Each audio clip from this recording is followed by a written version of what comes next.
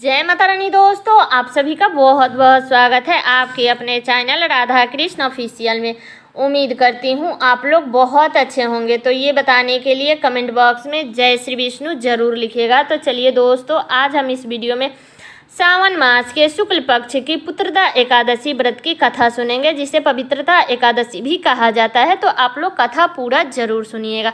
तो बता दूं कि हिंदू धर्म में हर महीने एकादशी का व्रत किया जाता है और हर महीने में 2 एकादशी आती है, एक कृष्ण पक्ष में और एक शुक्ल पक्ष में। यह जो तिथि है ना एकादशी का, वो बड़ी ही पवित्र तिथि मानी गई है।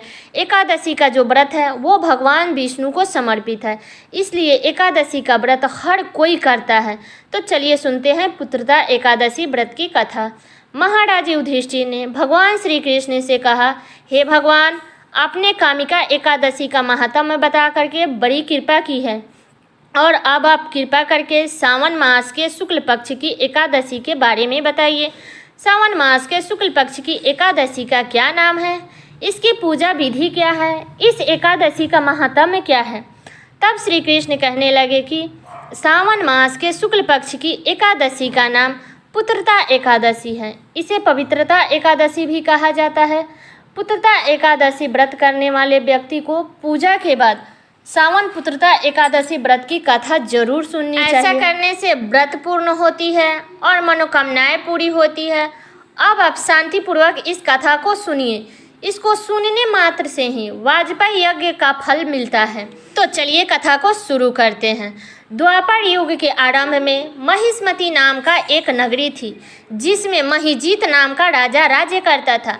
लेकिन पुत्रहीन होने के कारण राजा को राज्य सुखदायक नहीं लगता था। उसकी मानना था कि जिसका संतान न हो उसके लिए यह लोक और परलोक दोनों ही दुखदायक है। पुत्र सुख की प्राप्ति के लिए राजा ने अनेकों उपाय किए, परंतु राजा को पुत्र की प्राप्ति नहीं हुई।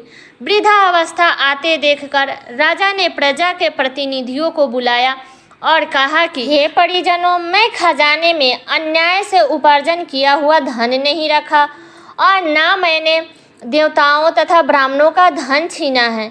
किसी दूसरे की धरोहर भी मैंने नहीं ली।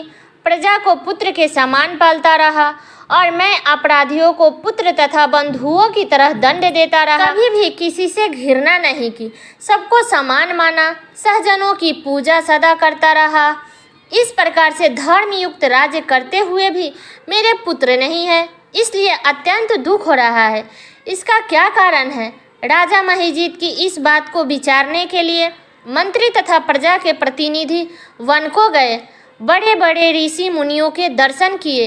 राजा के उत्तम कामना की पूर्ति के लिए किसी श्रेष्ठ तपस्वी मुनि को देखते फिरते रहे। एक आश्रम में उन्होंने एक अत्यंत वायोवृद्ध धर्म के ज्ञाता, बड़े ही तपस्वी परमात्मा में मन लगाए हुए, निराहार, जितेंद्रिय, जितात्मा, जित क्रोध, सनातन धर्म में गुढ़ तत्वों को जानने वाले, समस्त शास्त्रों के ज्ञाता महात्मा लोमस मुनि को देखा, जिनका कल्प के व्यतीत होने पर एक रोम गिरता था। तब जाकर के ऋषि को प्रणाम किया। उन लोगों को देख करके मुनि ने पूछा कि आप लोग किस कारण से यहाँ आए हैं। निसंदेह मैं आप लोगों का हित करूँगा। मेरा जन्म केवल दूसरों के उपकार के लिए ही हुआ है, इसमें संदेह मत करो।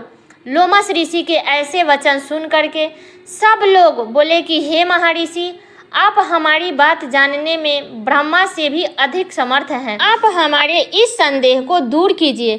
महिष्मतीपुरी का धर्मात्मा राजा महिजीत प्रजा का पुत्र के समान पालन करता है, फिर भी वह पुत्रहीन होने के कारण दुखी है। उन लोगों ने आगे कहा है कि हम लोग उसकी प्रजा है, उसके दुख से हम लोग दुखी हैं। आपके दर्शन से हमें पूर्ण विश्वास है कि हमारा यह संकट अवश्य दूर हो जाएगा, क्योंकि महान पुरुषों के दर्शन करने मात्र से ही अनेक कष्ट दूर हो जाते हैं। अब आप कृपा करके राजा के पुत्र होने का उपाय बताइए।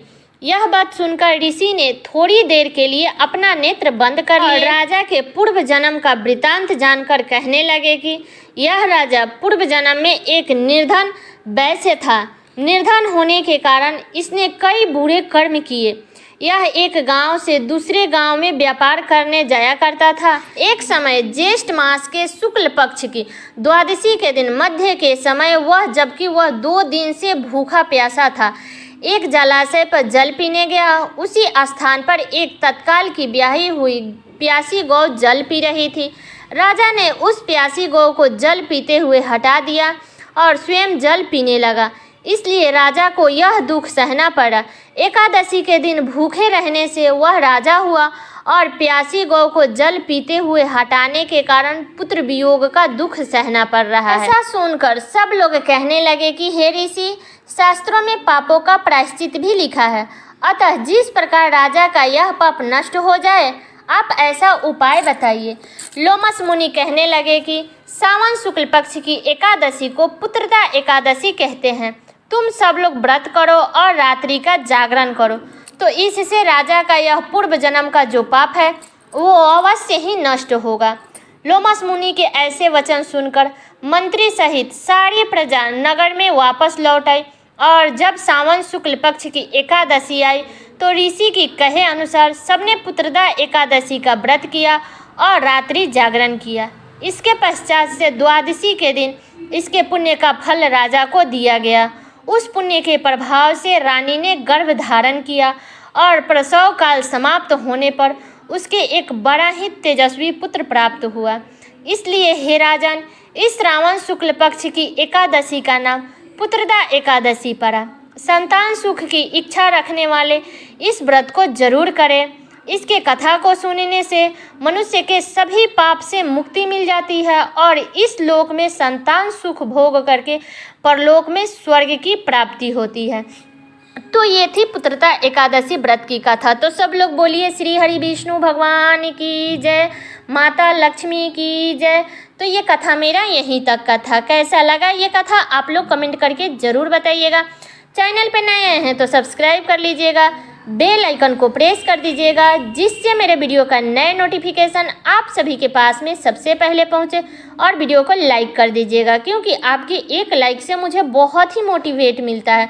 तो वीडियो को लाइक कर दीजिएगा और वीडियो को शेयर कर दीजिएगा, ताकि हर कोई पुत्रदा एकादशी के दिन 16 अगस्त को अपना कथा ये सुन सके और अपना व्रत पूरा कर सके। तो चलिए दोस्तों, मिलती हूँ अगले वीडियो में किसी नए वीडियो के साथ में। तब तक के लिए नमस्कार।